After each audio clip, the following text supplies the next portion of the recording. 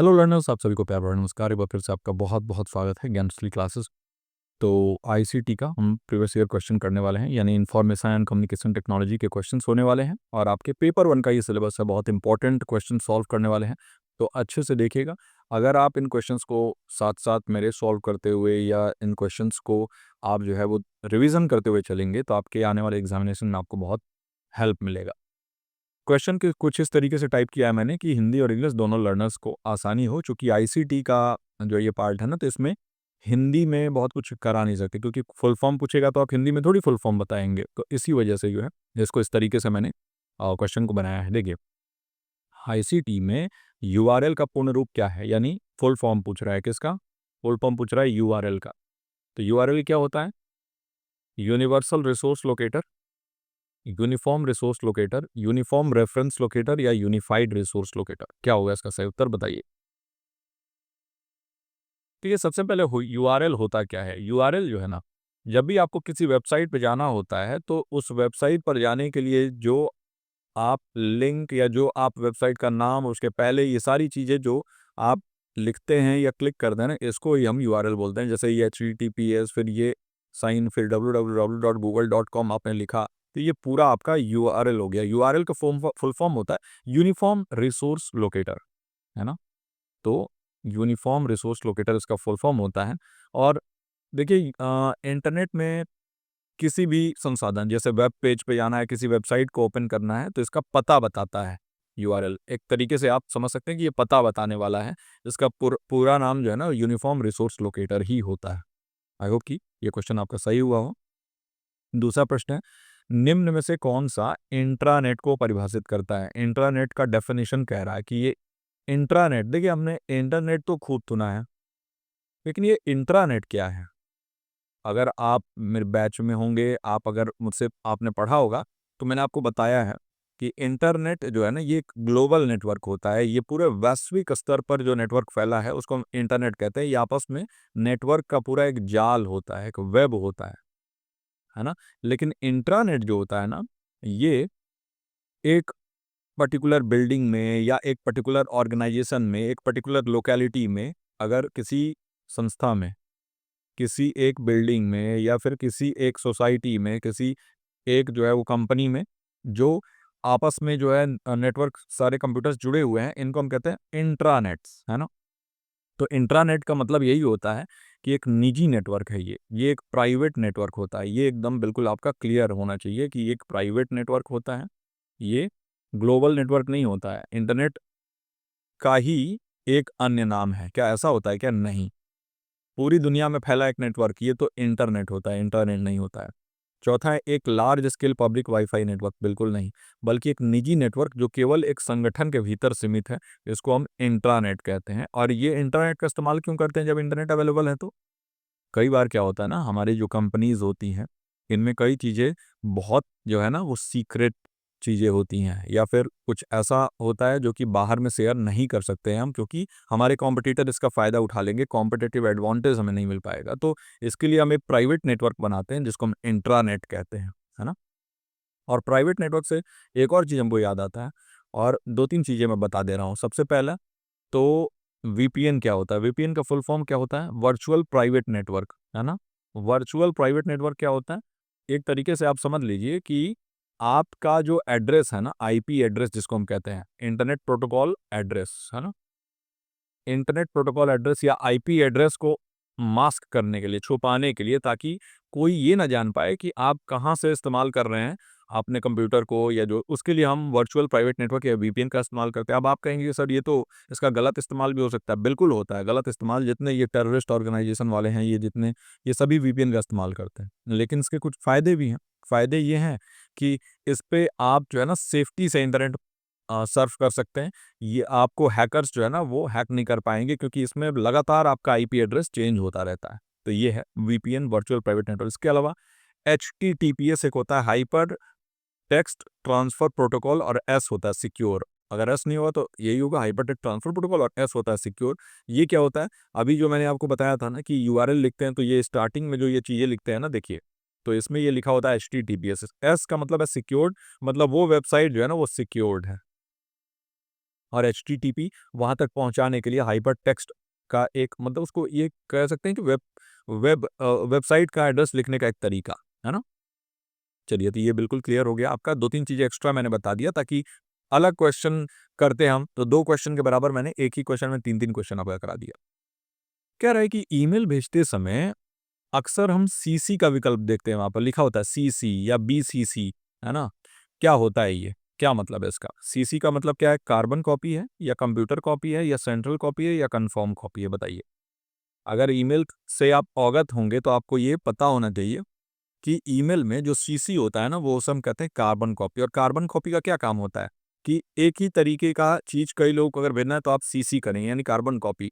और अगर आप किसी को बताना ही नहीं चाहते हैं कि किसके पास वो चीज़ें भेजा है आपने, तो बीसीसी कर देंगे। तो ब्लाइंड कार्बन कॉपी में किसी और को कोई और नहीं दिखेगा, बस आप दिखेंगे। आप सेंड कर रहे हैं तो आप दिखेंगे, तो उसको हम कहते हैं बीसीसी, ब्लाइंड कार्बन कॉपी, है ना? तो आपके 2 यहाँ पर क्वेश्चन सॉल्व हो गए। सीसी मतलब कार्बन कॉपी, बीसीसी मतलब ब्लाइंड कार्बन कॉपी, है ना? तो ये है कि किसी को अगर एक मेल का कॉपी कई लोगों को भेजना है तो सीसी, और अगर आप चाहते हैं कि किसी को पता ना चले कि किसके पास गया है तो बीसीसी, है ना? चौथा प्रश्न हमारे सामने, ई गवर्नेंस में निम्न में से कौन सा मॉडल नहीं आता है? बताइए। ई गवर्नेंस या फिर इसको हम कहते हैं भाई कि ऐसा गवर्नेंस जिसमें इंटरनेट का इस्तेमाल होता है।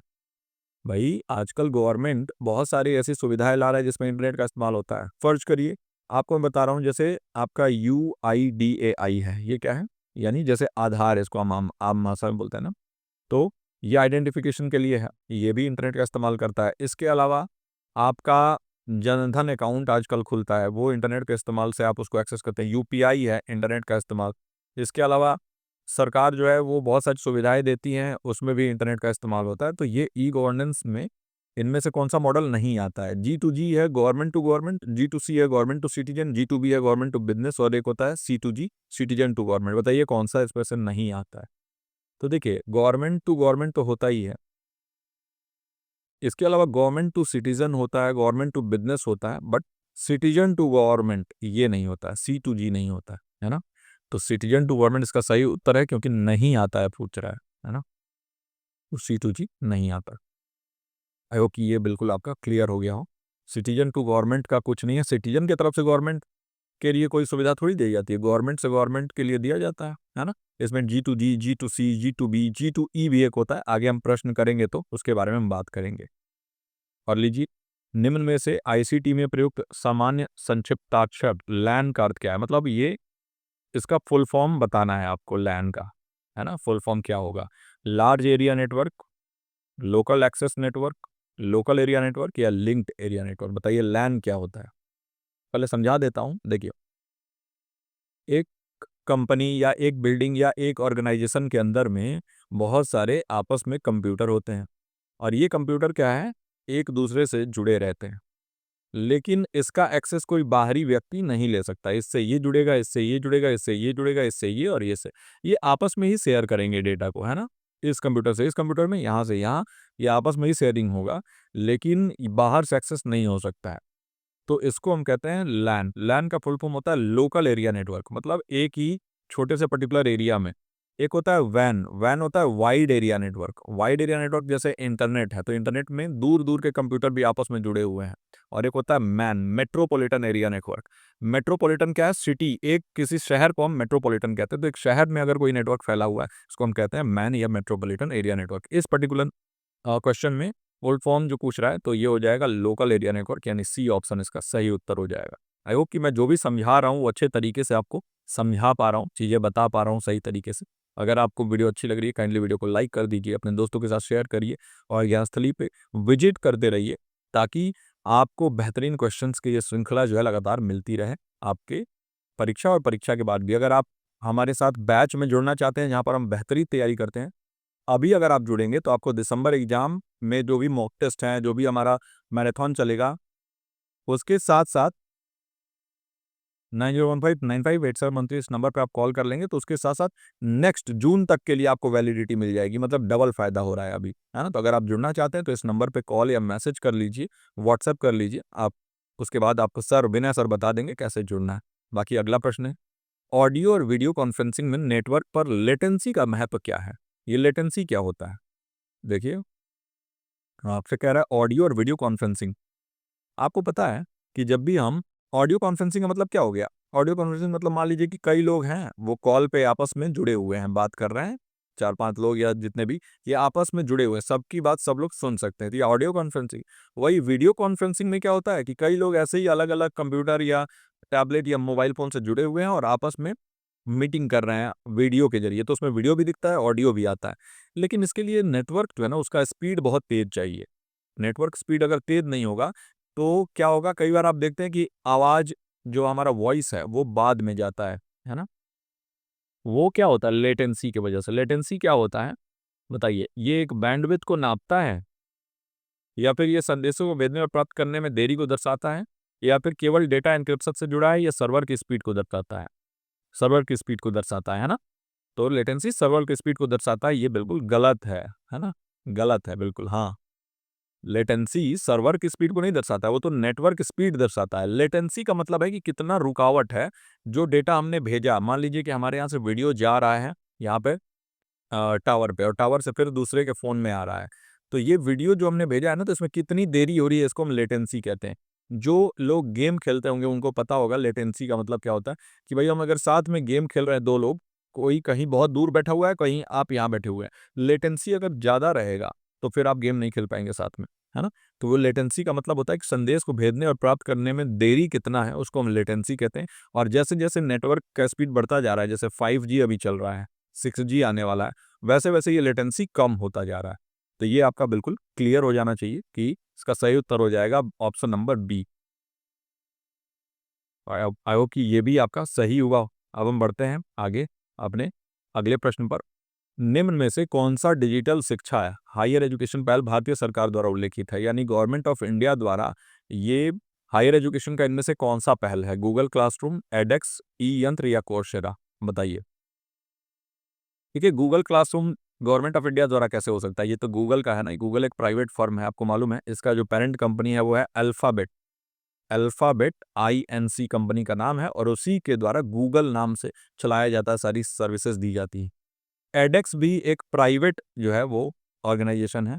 कोर्सेरा भी वही है, प्राइवेट ही है, लेकिन ई यंत्र जो है ना, ये गवर्नमेंट ऑफ इंडिया द्वारा चलाया गया एक पहल है, जिसमें टेक्नोलॉजी रोबोटिक्स आधारित डिजिटल शिक्षा पहल दिया जाता है। यानी कि इसमें टेक और रोबोटिक्स के ऊपर काम होता है ई यंत्र के जरिए, है ना?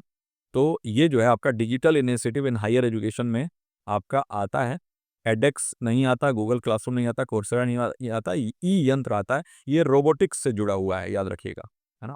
अगर इसी के तौर पे और भी पूछ दे तो स्वयं आता है इसके अंदर, स्वयं प्रभा आता है ना? स्वयं प्रभा आता है, स्वयं आता है, ये सभी आते हैं इसके अंदर। बढ़ते हैं अगले प्रश्न पर। आईसीटी और गवर्नेंस के संदर्भ में G2E का अर्थ क्या है? देखिए, हमने अभी बात किया था government to citizen, government to government, है ना? ये हमने देखा था ना कि भाई गवर्नमेंट की तरफ से सिटीजन को जो सर्विसेज दी जा रही हैं, जो भी आम लोग, आम नागरिक को सर्विसेज दी जा रही है गवर्नमेंट द्वारा ऑनलाइन, इसको हम G2C कहते हैं। गवर्नमेंट से गवर्नमेंट तो ये G2G है ना? फिर एक होता है भाई गवर्नमेंट टू बिज़नेस G2B, लेकिन ये G2E क्या है? गवर्नमेंट टू एंटरप्राइज़, है ना? एंटरप्राइज़ मतलब क्या होता है? एंटरप्राइज़ मतलब होता है कोई फर्म, जैसे मान लीजिए कोई छोटा-मोटा कंपनी या एंटरप्राइज़, उसी को हम कहते हैं। तो ये होता है ना? नहीं होता है।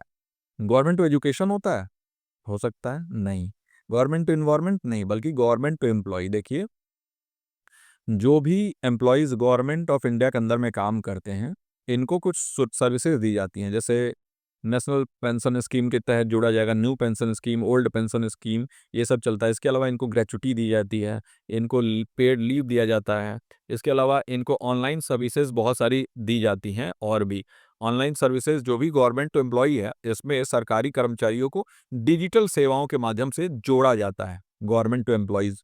G2E जो है, तो डिजिटल माध्यम से जो सरकारी एम्प्लॉइज़ हैं, उनको जोड़ना, इसी को हम कहते हैं गवर्नमेंट टू एम्प्लॉयी, G2E। तो ये थे आज के कुल हमारे प्रश्न के श्रृंखला। आईसीटी के कुछ अच्छे-अच्छे प्रश्न मैं आप लोगों के लिए लेके आया था, चुन के लाया था। मैं आशा करता हूँ कि ये सभी प्रश्न आपको अच्छे से समझ में आए होंगे। मेरे समझाने का तरीका अगर अच्छा लगा, काइंडली वीडियो को लाइक कर दीजिए। देखिए, आपके एक लाइक से हमारा जो मोटिवेशन है, वो भी बना रहता है और उसके साथ-साथ ये वीडियो और लोगों तक पहुँचता है और इस चैनल का थोड़ा ग्रोथ हो जाता है। तो प्लीज़ वीडियो को लाइक कर दीजिए और मैं मिलता हूँ आपसे ऐसे ही किसी वीडियो में। टिल देन आप अपना और अपनों का ख्याल रखिए। नमस्कार।